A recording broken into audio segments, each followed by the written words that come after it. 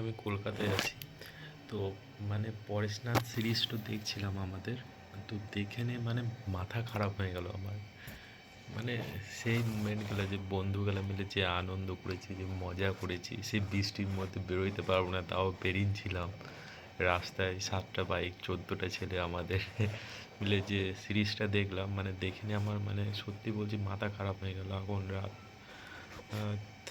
12:30 বাজছে। তো মানে আমি দেখেই যাচ্ছি সিরিজটা বারবার।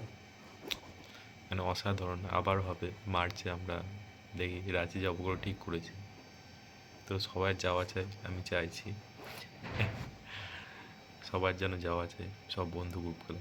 যে যে লাইসেন্স বানাওনি, বুঝো গাড়ির পেপারস ঠিক নেই, পেপারস যেন ঠিক করলিও। রনি যেন যাওয়া হয়, আমি বারবার বলছি। মানে মাথা খারাপ হয়ে যাচ্ছে আমার দেখে নিয়ে। আবার হবে সেরকম মার্চে।